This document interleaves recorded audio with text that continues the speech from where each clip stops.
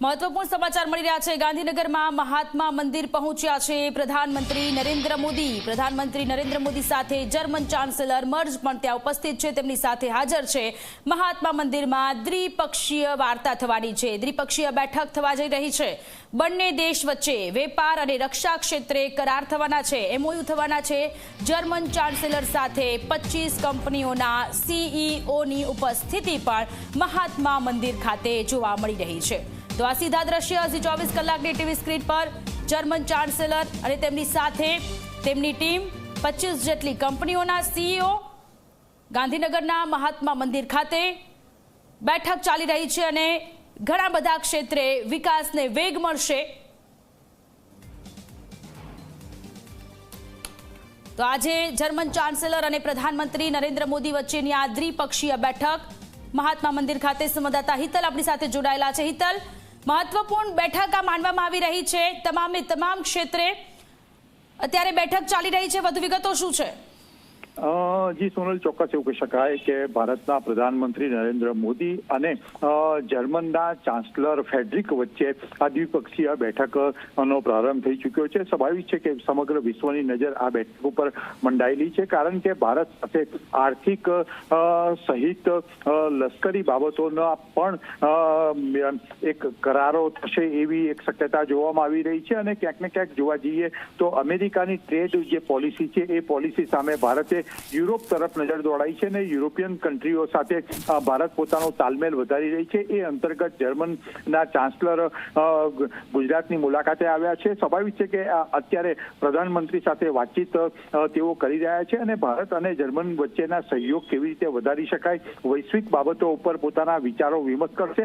અને એક શક્યતા એવી છે કારણ કે આ દ્વિપક્ષીય બેઠકો બાદ ભારતના પ્રધાનમંત્રી અને જર્મનના ફેડરલ ચાન્સલર ફેડરિક દ્વારા સંયુક્ત નિવેદન આપવાનું છે। આ નિવેદન વચ્ચે ભારત અને જર્મન વચ્ચેના થયેલા કરારોની પણ વાત હશે, સાથે સાથે એક વૈશ્વિક ફલક પર એક સંદેશો આપવાનો બંને રાજનેતાઓ દ્વારા પ્રયત્ન કરવામાં આવશે તેવી શક્યતાઓ જોવામાં આવી રહી છે।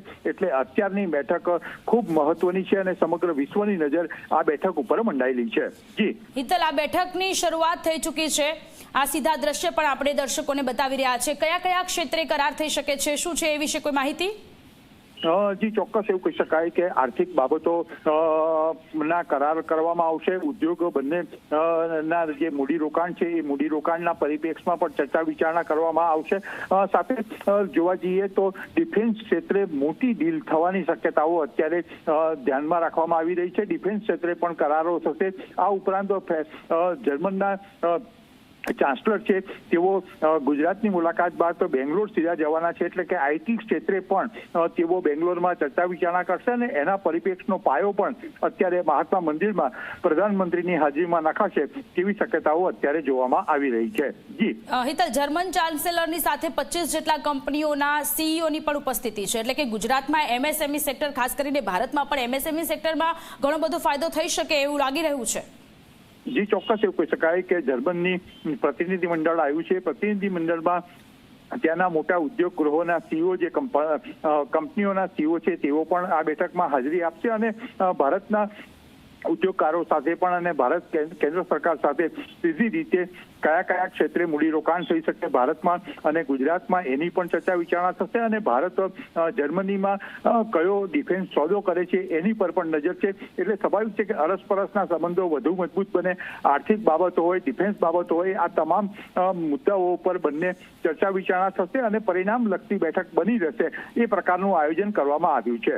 જી આભાર તમામ વિગતો માટે। તો મહાત્મા મંદિર ખાતે રાષ્ટ્રીય આંતરરાષ્ટ્રીય ઘણી બધી બેઠકો મળતી હોય છે, ત્યારે આજે આ બેઠક દ્વિપક્ષીય વાર્તા શરૂ થઈ ચૂકી છે।